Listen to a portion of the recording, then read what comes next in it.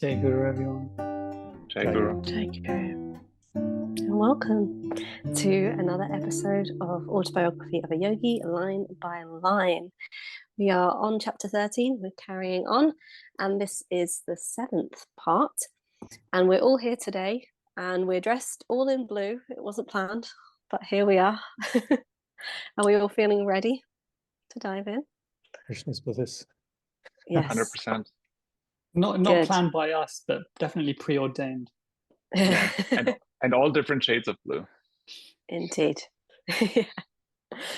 But before we go on to our episode of today, Mike, would you be able to remind us, and me, because I wasn't there last time, what you discussed?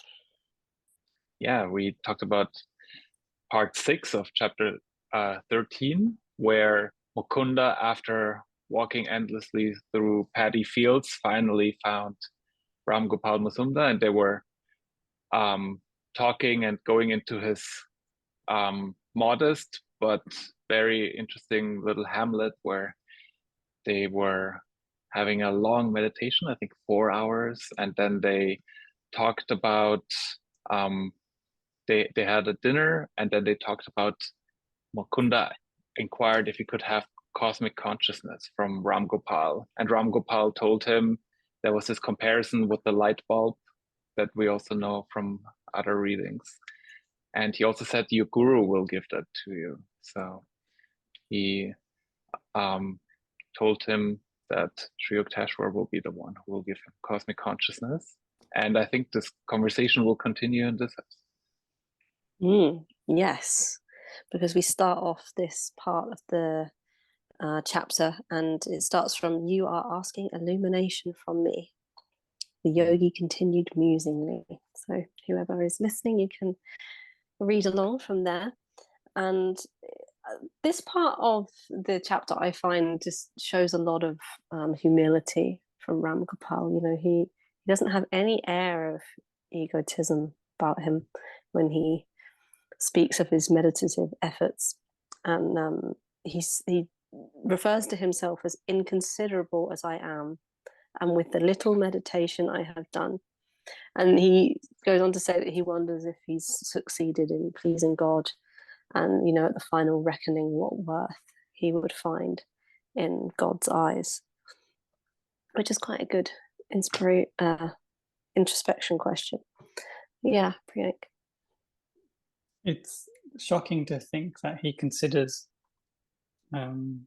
that much sadhana to be not very considerable. He's saying inconsiderable as I am. He said, with what little meditation. It doesn't bode well for us. But it's slight. We have to just take it with a pinch of salt, because the Guruji's larger teaching on this is that we shouldn't ever doubt God's love for us, and that, you know, we may be taking baby steps towards him, but he's like running towards us, and so we just got to carry on. It's, you know, it's down to us really, but don't be hard on ourselves, essentially. Yeah. Time is a funny thing. You know, we have a very linear, boxed in version of time. We don't have memory of past lives. So in the little, maybe he's actually more aware of just how many lives he's had and how little meditation he's done relative in those lives. Maybe there's some kind of context there. And in fact, it is accurate in some way in ratio to the time that he's had, if that makes sense. Which is one way of thinking about it. But yeah, for sure, it's humbling just to see the success and the accomplishments of this saint and how humble he is. I love this part because he actually puts I would say, performing, getting into cosmic consciousness, Guruji often says, is part your meditative effort, but also part is the help from the guru, the grace of God, right? And then when you put cold water on this idea where you say, oh, I've meditated for 30 years, where's my cosmic consciousness, right? So it's really insignificant compared to are like really experiencing God consciousness. Yeah, that's a good point. Yeah, thank you, Mike. Yeah. And Mukunda asks Ram Gopal, he says, well, haven't you been single-heartedly seeking God for a long time? And he says that he hasn't done much. And for 20 years, he occupied a secret grotto, meditating 18 hours a day. This is just kind of mind-bendingly inconceivable almost. I do wonder what he did for the other 6 hours. Or maybe sort of eating, taking care of the body, I guess. Who knows? 18 hours obviously doesn't really need to be said, but it's pretty advanced, isn't it?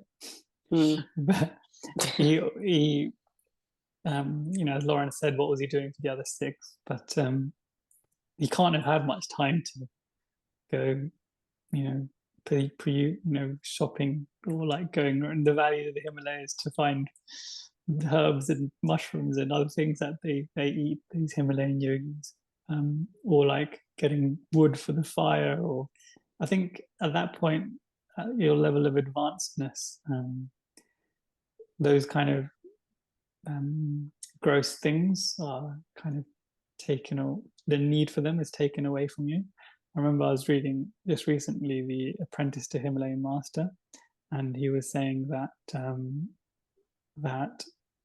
how the yogis meditate in the Himalayas and live in the Himalayas, where it's minus whatever degrees, is they do this specific kriya where it generates so much heat from within that you're sweating, even though it's freezing cold, that you're actually feeling hot with or without a fire. So there's these mystical things that probably that are in between these words here that Guruji hasn't mentioned here, but no doubt he's mentioned in other places. That's probably the same technique that Milarepa took 10 years to learn when he was the Tibetan monk, when he went to the Himalayas. I think when you reach a certain state, meditating for 18 hours in a cave you have to think if this is a sacrifice or if this is actually really what he wants to do, because he's in the cosmic trance that feels better than anything else he could be doing. I wouldn't mind being in a cosmic trance like that. Sounds great. Yeah, I mean, if 20 years in a secret grotto wasn't enough, he then goes on to tell us that he moved to a more inaccessible cave, and then he stayed there for another 25 years. And then he upped the ante and was in yoga union for 20 hours a day. So that's a long time.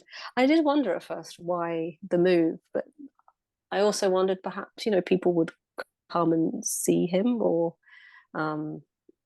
be drawn to this yogi that meditates so long in a cave, because the word inaccessible cave kind of seems like he doesn't want people to come in. But that could just be my musing. But Priyank found a really great passage from Journey to Self-Realization, Realizing God in Your Daily Life. So we're going to read that out now. You must first resolve in your mind the importance of God. You must realize inwardly that He is the greatest need of your life. First, practice the presence of God in daily life by making meditations very deep. It is better to meditate a little bit with depth than to meditate long with the mind running here and there. If you do not make an effort to control the mind, it will go on doing as it pleases, no matter how long you sit to meditate. Next, practice long meditation with depth. That is what takes you to His kingdom. Until you learn to practice meditation both long and deep, God will not reveal Himself to you. Gandhi devoted 1 day a week to silence and meditation. All saints who have found God sought that silence. I give my nights and mornings to Him. It is not possible to do exactly that in the business world. But if you will try, you will be surprised how much time you will find to devote to thoughts of God. We delude and deprive ourselves when we think we can wait until tomorrow to make that great effort to be with God. Does anyone here practice any silence? I'm curious to know. Day, month, a week, year? Mm-hmm. I don't know. Shaking the head. Sometimes, but very rarely. Very rarely. You know, I did silent retreats. Mm. Yeah, they're the one. That's how you can sort of make the time without being in that business world as we are. I remember doing it for school to raise money years ago. And what you know, I was a bit of a cheeky chappy when I was younger, and I got pulled into like the head of science. I think it was the head of science department, and got grilled for like 20 minutes on, you know, what my motives were and, you know, where am I putting the money and things like this. And of course I was observing silence, so I didn't speak. So that was interesting on a side note.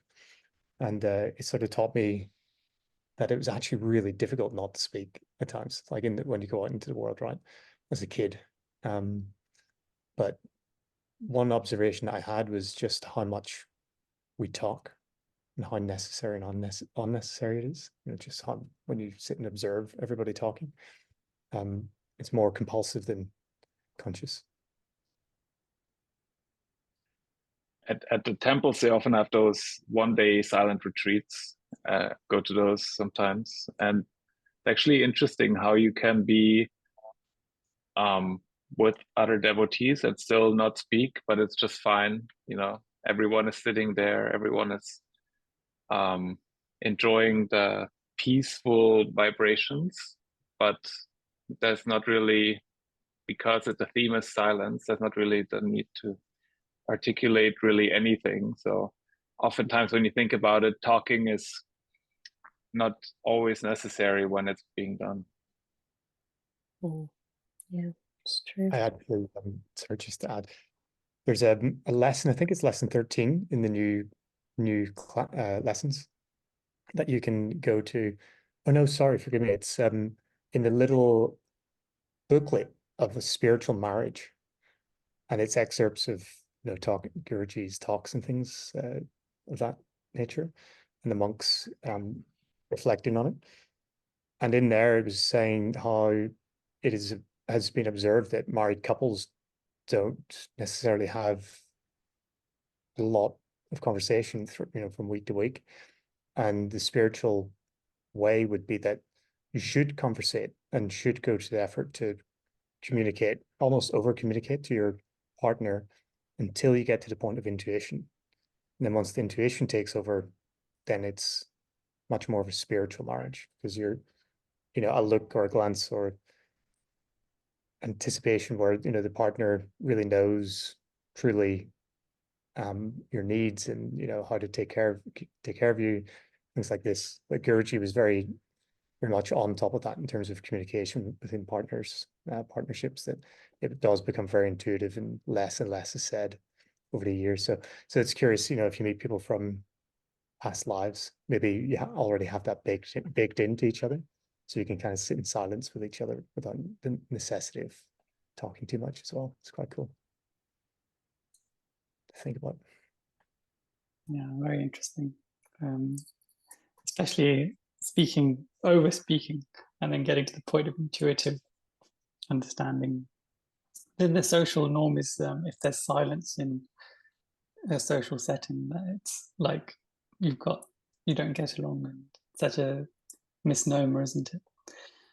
But going back to this reading about him kind of under-emphasizing or saying that this amount of meditation, 45 years in total in the Himalayas is not much. 18 hours and 20 hours is not much, inconsiderable, as he's considering himself inconsiderable. It kind of speaks to also what Mike was saying at the start, where he was saying it's not really about the quantity of meditation, it's about quality, you know, and how long does it take to feel God and feel his presence. It doesn't take, it can just happen in a moment, doesn't it? And that can be a very blissful, peaceful moment.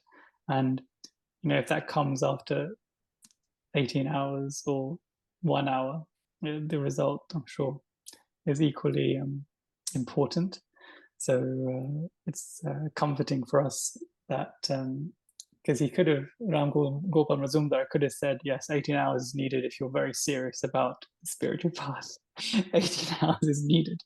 And then we would have felt even worse, because our long meditations are like, Christmas meditation is like 7 hours, of which, you know, some of which is like chanting and reading. It's not like no movement. So it's comforting how this is explained. Well, one thing, I don't know if you guys feel the same, but do you feel it easier to go deep when it's a long meditation? Because I kind of, when I know I got 3 hours to go, 4 hours to go, 8 hours to go, whatever, I kind of feel that time. I just don't think of that, because that's a concept I cannot grasp in kind of, it's just long. There's just a lot of time to go still. So I'm not thinking about the time. And that takes a bit of tension away and allows me to just really focus more on the meditation, rather than oftentimes when I wake up in the morning and I know I got like 25 minutes or half an hour or 35 or whatever to go before I have to go to work. It's different, right? I go like, I have to do this and then this and then this, you know, and it's a different feeling. Pace yourself, is it, Mike? I love that you can, in the long meditations, is to completely give yourself to any of the techniques without thinking, okay, I've got to get through, you know, I've got to split my meditation now, I've got to do this much this time to, you know, I've got 1 hour or 90 minutes or however long you have in the mornings.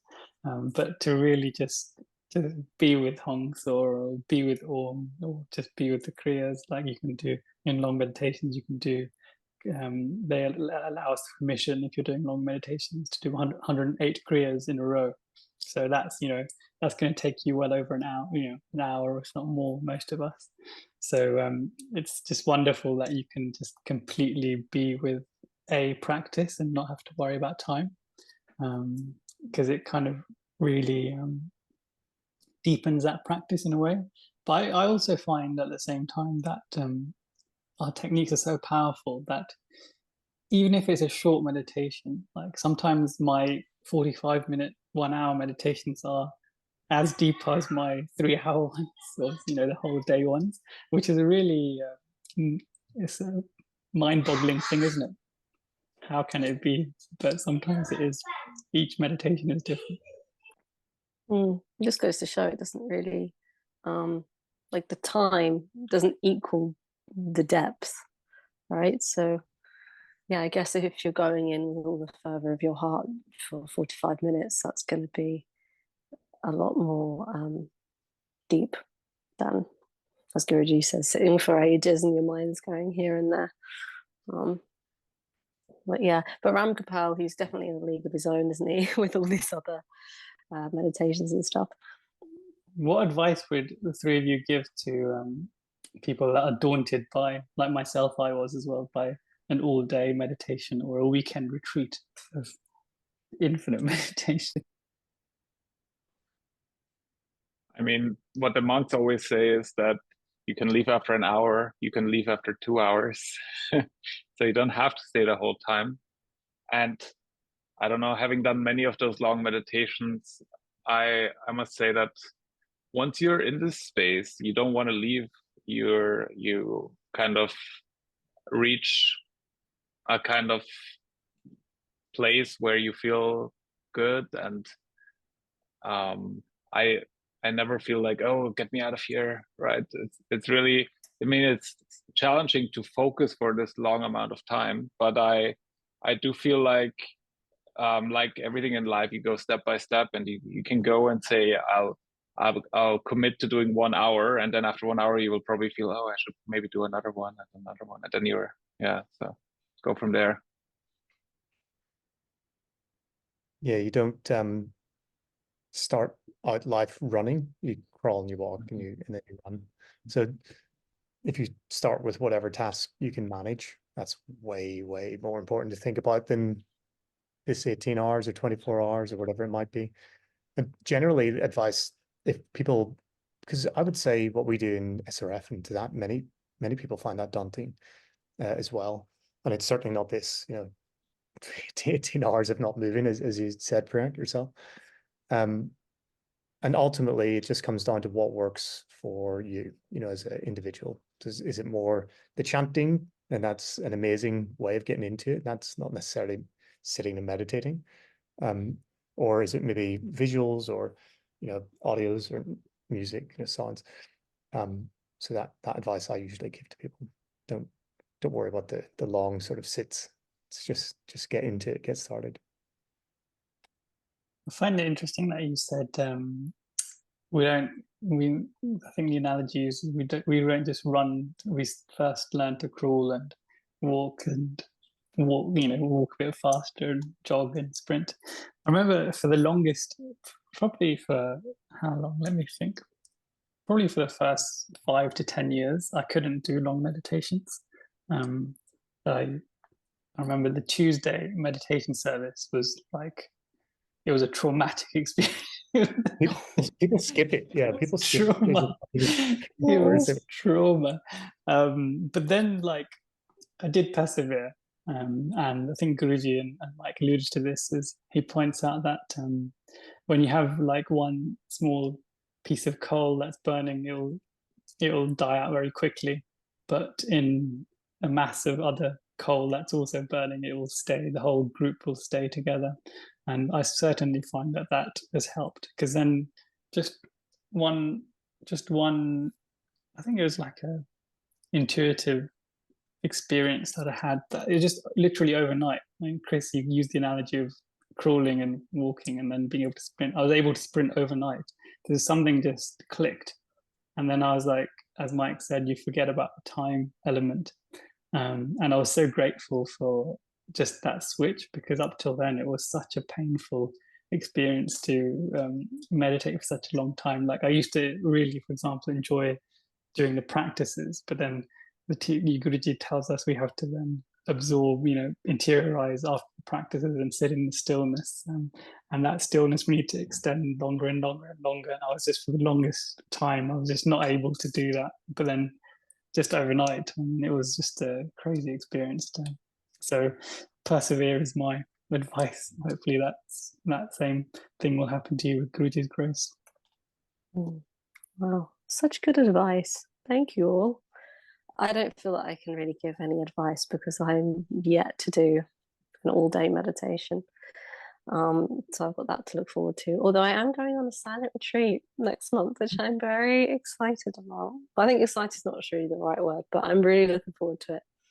I think it'll be nice and nourishing to just be in silence for a long time and just meditate. I cheated on the silent retreat that I did for a week. Did you? How? So my wife was saying, "How am I going to go a whole week without hearing your voice?" I said, "Oh, don't worry, we'll sort something out." And beforehand, I recorded about 20 plus messages. Oh, Good morning, Chris. I'm kind of like anticipating what we might talk about. That is so sweet. I actually give and how to go into the bank and send those forwarded messages. That's not cheating at all, Chris. That's just like love in action. That's lovely. Yeah, it's good fun. Priyank's quite amused by this. Oh yeah, it's amazing. I definitely would consider that cheating, but not on the not in the retreat, because you did it before before it started, right? Definitely cheating in terms of your relationship, unless you told her afterwards that you pre-recorded these messages. Yeah. She figured it out. Yeah. Okay, that's all right. She knew. You said unrealistic expectations, Chris. There. Yeah. Well, maybe it's not. Start as you need to go on and all that, right? That's what I'm like. Yeah, that's lovely, Chris. That's really beautiful. That's lovely. Well, we're going to have to do a little U-turn now and go back to autobiography. So we have Ram Gopal, and he's already told us about his very long meditations, and we've been comforted by you three and your insights and your advice on long meditations. Thank you. And then Ram Gopal goes on to say that I did not need sleep, for I was ever with God.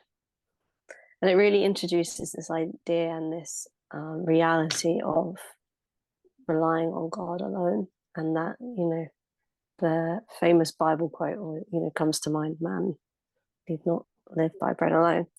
And there's a passage in the Second Coming of Christ, Discourse 28. Chris, would you like to read it? Then was Jesus led up of the Spirit into the wilderness to be tempted of the devil. And when he had fasted 40 days and 40 nights, he was afterward and hungered. And when the tempter came to him, he said, If thou be the Son of God, command that these stones be made bread. But he was answered and said, It is written, man shall not live by bread alone, but by every word that proceedeth out of the mouth of God. Matthew 4:1-4. Jesus was referring to an all-inclusive sustenance for body, mind, and soul, not merely physical bread. He had said, man shall not live by bread alone, but by every word that proceedeth out of the mouth of God. Man cannot live solely by material means. Every moment of his existence, he is dependent on the life force flowing from God's creative cosmic vibration, his word, and on the inherent wisdom and bliss of the omnipresent Christ consciousness that supports his own consciousness. The more attuned one is to this divine vitality and wisdom, the more he is able to draw unto himself the fulfillment of his physical, emotional, mental, and spiritual needs. So man's first prayer should be for the spiritual bread of contact with God's bliss, wisdom, and love, which alone feeds the soul. Then efficiency for the mind in order to accomplish one's worthwhile goals. And lastly, material prosperity adequate to meet one's physical needs. So there we have it.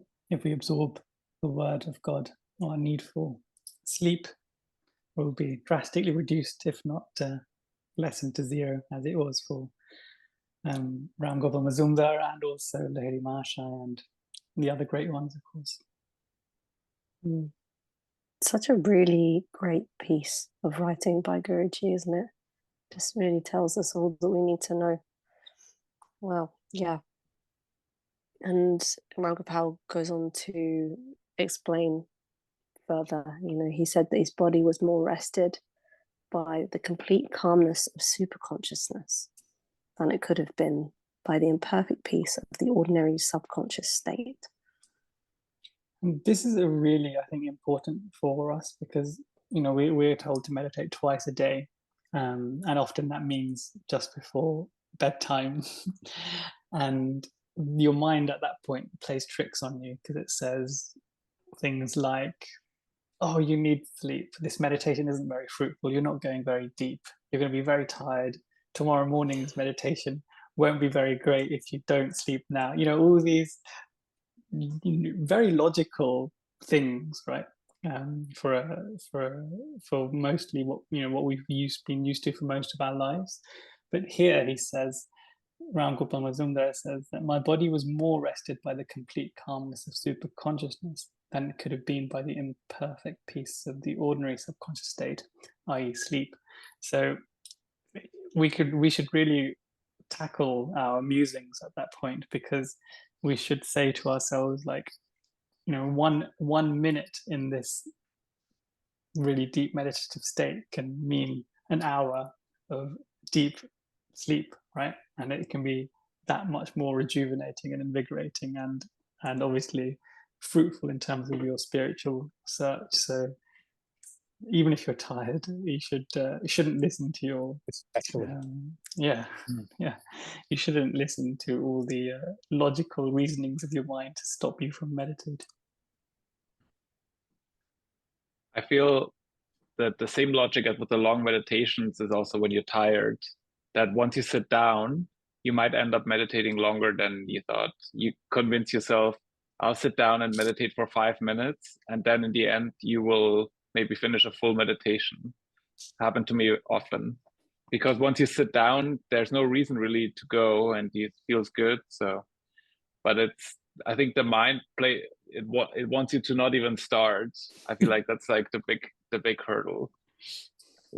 And it's not only meditation. I think it was a lot of things that are worthwhile doing in life. The mind is just trying to stop you from even starting. But like everything, once you start, you're almost there. Almost done. You're very motivational today, Mike. I'm feeling very inspired. Thank there you go. Yeah. Motivational Mike. Yeah. Wow. Okay. Didn't think I would go there. That's my direction. Well, it happened. The accent helps as well, Mike. It the does. Accent, yeah. Oh yeah. Yeah. And then, before you know it, you follow Mike's advice and you'll be like Ram Gopal and you won't have to have sleep because you'll just be with That's God. Right. And he explained actually what happens with the body during ordinary sleep. He was saying, your muscles relax, but your heart and your lungs and all of your circulatory system, they're at work constantly, so they actually don't get any rest. But when you're in super consciousness, all your organs, they're in this state of animation, basically a suspended animation, and they're electrified by cosmic energy, meaning that he doesn't actually need to go to sleep as we know it because he is charged by the cosmic source. And then he goes on to give us a little insight into Guruji's future, and he said, the time will come when you too will dispense with sleep. So from there we know that Guruji didn't sleep at one point or going on, which is a good insight. But we have a little quote here from Guruji about sleep, because I was thinking, gosh, what does this mean for us mere mortals? As Guruji said, how much sleep do we need, and what does Guruji say? So Mike, if you want to. Yeah, this one is interesting because there's apparently such a thing as too much sleep as well. It says sufficient sleep helps give us energy. I think 6 or 7 hours of sleep is enough. After that, you don't actually sleep. You drug the body. It loses its energy instead of accumulating it. Sleep 10 hours and you feel depleted of energy. You won't want to work the rest of the day. You will just drag yourself around. Yeah, I looked at this a little bit before under the subject of Ayurveda, and it talks about the different times of day, and between 6 and 10 a.m. and 6 and 10 p.m. or the kapha times of day, the heavier times. So often I find my body, if I do sleep into those hours, it actually does have that heavier effect on my body, and it's better to get up and do the heavier things in the day, like if you do gym or exercise or something, and that actually pushes through. And Ayurvedically, that's what they say is good for you. So yeah, just thought I'd share a little Ayurvedic tip as well. I don't know how it is with you guys, but I haven't been able to sleep 10 hours for a long time now. So 6, 7 hours sounds about right. And then afterwards, I'm just lying awake in bed. So I might as well get up. That's what happens to me most of the time. I've got the roosters here, Mike. You can't sleep beyond 4:30. Countryside living for you. Yeah. Nature has a way of keeping you true. Amazing. I feel like we've probably all at one point in our lives experienced the truth of Guruji's words. You know, when you sleep way too much and you just feel really sluggish and just wish you'd got up sooner. But the only other time Guruji does say to sleep is if you are having some sort of like problem or difficulty that you're going through, and you've tried all the other avenues and you can't quite figure it out, and you're I'm butchering this, but you know, you just need a break. He said, go to sleep, then wake up. Amazing. That applies for mundane problems as well, not like deep introspective questions as well. I remember last couple of weeks ago, I was setting up a robot lawnmower, and I was trying to get it to do things that it wasn't. Mike's laughing. So because I sent him a picture of it in action. Anyway, so I was trying to get it to do things that it wasn't designed to do, like tackle little steps, and it needs like doing stuff in confined spaces and things like that. And it wouldn't work, but I knew with my academic experience, I knew that it should work. You know, this is how it's designed. This is how the sensor is. So I thought, okay, I spent many hours on it that day, and I thought, let me just leave it up. Left everything. I got all my tools, all the wires, just left it and went to sleep. Came back the next morning, and in my it's actually in my meditation, it literally just clicked what I needed to do, and then back out there after meditation, and then fixed it, resolved it. That happens pretty often actually with engineering problems. Oh wow! I was just gonna say that I oftentimes meditate in the morning, and I think of the thing I need to do at work. That's why this wasn't working yesterday. Yeah. So meditation is great for all engineers, software engineers. Beautiful. It really is. It really is. Yeah, I'm solving all types of problems one meditation at a time. Well, I'm glad your lawnmower was working, Priyank. Wow. I'm actually quite surprised that you have a robot lawnmower. I don't know why. I'm pretty thrown off by this. Can we carry on? I don't know, but we'll try. Priyank is an engineer. I'm not surprised at all. Yeah, he embraces new technology like no other. Yeah. More time to meditate. Oh yeah, of course. I see, you're very wise, very smart. You know, I spent 30 hours doing various bits to get it to work. So I've calculated that I'm going to break even, because mowing the lawn only takes like half an hour. It's going to take me like 2 years to break even with my efforts. But eventually you will. Yeah. And it'll be worth it. 100%. Yeah. Time is money. Yeah. It is. It is. I need to get you over to my dad's house, because he had a chap over the other day who assessed the gardens, went around and did the whole mapping out, and came back and said, no, sorry, it's not going to work. No, dude, I could do it, mate. I could be a consultant. I've done so much research. Just go there, meditate. Yeah. There's too many rabbits digging up the garden, basically, but I'm sure you'll find the engineering solution. You heard it here first, folks. Anyway, back to autobiography. So we now have an insight into truth, actually, and you can decide if you feel like this is comforting or discouraging. So Ram Gopal and Mukunda are talking, and Mukunda, remarks, you've meditated for so long, and yet you're still so unsure if the Lord favors you. And you say with astonishment, then what about us poor mortals? And then Ram Gopal just drops a truth bomb, basically. And he says that, don't you see God is eternity itself? To assume that one may fully know him by 45 years of meditation is rather a preposterous expectation. I'm just going to pause it here, actually, because did any of you find this a bit of a light bulb moment? Because I think I did when I was like, oh yeah, knowing God fully in one lifetime. Yeah, it is. Oh, actually, yeah, it is kind of preposterous to think that I can meditate for a couple of years or however long it is and know God fully. Sometimes when I think about it, an analogy that soothes the ego is the gym. You don't go in expecting to be some kind of bodybuilder and win all the trophies or something, whatever the greatest rewards might be in that category. It's many hours, many days, and weeks and months and years of training. And so it is with meditation. Sometimes if you meditate and then you don't meditate for a while and you go back to it, it can be just as hard as what it was when it started, and you have to retrain yourself. So I kind of think about it in some ways like that. You've got to keep it up, keep the momentum, and never stop. I feel Yogananda is a bit of a motivational speaker, and he keeps telling us, in a sense, that we can do it in one lifetime. The airplane route, all those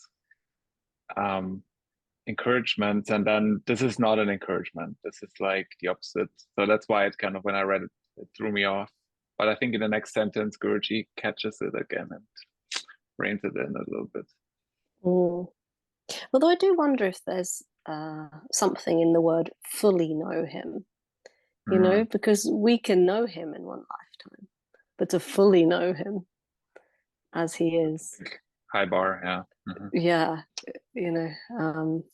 it's perhaps another thing. But yeah, we do get some reassurance, don't we? And he says that Babaji assures us that even a little meditation saves us from the dire fear of death and of after-death states. And then he goes on to say to Mukunda, do not fix your spiritual ideal on small mountains, but hitch it to the star of unqualified divine attainment.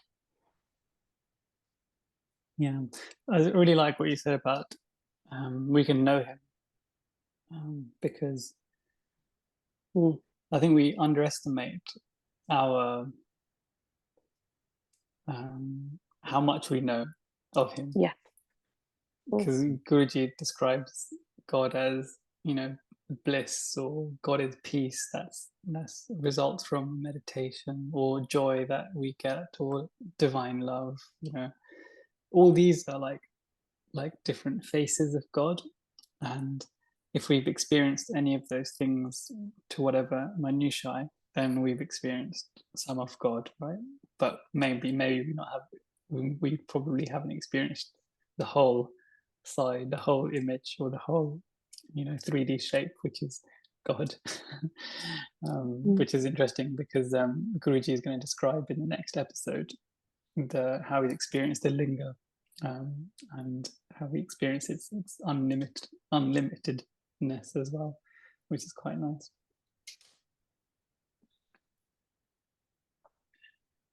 We have to, if we read this, like you made a good point there, Lauren, with the fully knowing him, because fully knowing him and saving us from the fear of death and after death moments is not the same thing, right? It's what I think the reaction could be when you read this, that Ram Gopal spends so much time meditating and puts the bar so high that we just throw it away and say, yeah, this is too hard for me anyways. And then that's why the reassurance comes that even a little practice is beneficial for us as well. So we're back to this argument from earlier that we should not just drop it, but just make a first step and see where it takes us. Babaji himself says this line in chapter 35, and of course this is a direct reference from God Talks with Arjuna, chapter 2, verse 40, where the Sanskrit is Svalpamapyasya dharmasya trayate mahato bhayat, which is, as Guruji translates, even a tiny bit of this real religion protects one from great fear. Chris, would you like to explain what Guruji describes by this verse? Indeed. Poignant reminders abound that it is a surer protection to live under a canopy of truth than to expose oneself on the open fields of error. Even a little practice of the divine method of yoga will bring relief from the dire disease of ignorance and its sufferings. This last sentence of this Gita verse was often quoted by Mahavatar Babaji in referring to Kriya Yoga. Herein is a message of encouragement to devotees. Having entered the spiritual path, have not yet achieved any noticeable progress. In the material world, all successes are known by their tangible, though often short-lasting results. But in the spiritual path, all results, being primarily psychological, are intangible. They are real nonetheless, and everlastingly beneficial. If even the mere desire for liberation ultimately leads one to liberation, as the sages promise, it is obvious that determined, steady efforts at meditation must immensely quicken one's spiritual evolution. Here, oh gosh, lost it. Sorry, Until I the think- desire for liberation is first awakened in the heart and fulfilled by meditation, salvation is impossible, even though one passes through innumerable incarnations. Yeah. We also have another section from that reading. Mike, would you mind reading that out for us? Saints have declared that if a person even once really desires salvation, that desire is firmly planted in the superconscious mind. No matter how long ignored, it will germinate when favorable opportunity arises, whether in this life or in a later incarnation. So the devotee should remember that even a momentary entry into the kingdom of meditation may ultimately mean his freedom from the karmic prison of birth and death. Someday, some life, each man must take that first divine step. This stanza does not mean, of course, that a little meditation will ensure freedom from cosmic delusion. The Gita simply points out that it is far better to start on the path of eternal safety by meditation than to remain on the death-ending material plane of thought. Wow. That's so comforting to me. Wow. That's great. Thank you so much for finding that, Priyank. It's hard to know what to say after hearing great truths, isn't it? So on that note, unless anyone else has any other additional comments, I think we will end the podcast here so we can really drink in those words. But before we do, Chris? I just have a general comment to make reflectively on this chapter at this point. When I first read it, it really grabbed my attention. Like, what is it they're talking about? What is it that I don't know? What is it that I can learn about? And it really made me even more thirsty to read on. And I was already captivated by this point, mid chapter 13, but it is so captivating that we're getting these truths revealed to us. It's such an honor to read it, really. Can't be understated, that we're very privileged to be able to share this moment. Yeah, that's true, yeah. And it's a book available for everyone. It's not, you don't have to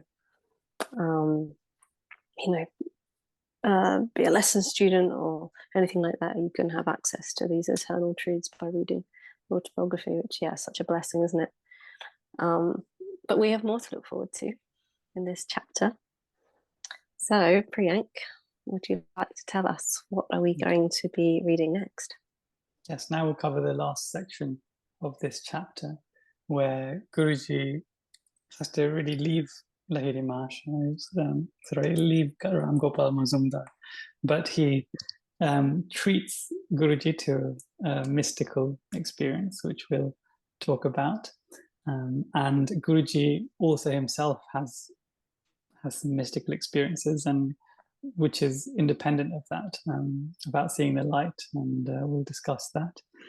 And then there's also a section where they have to kind of part ways, which is quite an abrupt ending to the chapter in terms of their parting of ways. But we'll discuss that. And Guruji goes back to the Tarakeshwar shrine and does the correct thing and bows down. And then we could talk about, undoing our errors that we've gone through in our lives, which will obviously make many mistakes, but how we respond to them is the most important thing. And finally, I love that he goes back to his master's hermitage, and then he says that his travel ended not in the mountains, but in the Himalayan presence of his master, Sri Krishna. And we'll reflect on the rest of the chapter as well, and reflect on that whole chapter in general, and we'll also give our expectations for the monumental chapter 14 that's coming. I have a question. Priyank, you're using a background picture in the Zoom meeting that we have. What's the picture of? I'll ask the three of you the same question. Where do you think it is? Which country, first of all? India. India. Where is it? Lauren? America? No, it's India. Oh. Yeah. Okay. Mike, do you reckon you'll be able to tell where it is? Let me get out of the way. No, I would have guessed Ranchi, but It is Dihika. Dihika. So, Wow, the yeah, first so school. this is- Wow. Yeah, this over my shoulder here is where Guruji. There's this famous picture of him sitting in some ruins. Is this a rebuild? Because I remember going to Dihika in 2007 or something, and I didn't see much there from Guruji's buildings there. The only thing that's the original is this little lake that's in the middle. It's still there, and also this building here. Part of it is the original, but the rest of the buildings surrounding are new, and there's a school nearby as well. Very nice ashram. Did you take that picture? Nope. Ah. Actually, I may have done. I doubt it though. Oh. Why do you doubt, sir? Because it's so perfect. Oh. There's no finger caught over the camera lens. There's no image of me doing a selfie. Oh yeah, true. Because I'm so into those. Are you? Oh. Well, folks, it's been a pleasure. Thank you all so much, and thank you to everyone who tuned in for this week's episode. I'm really looking forward to next time. So thank you very much. Thank you, Lauren. Thank you. Take care. Take care.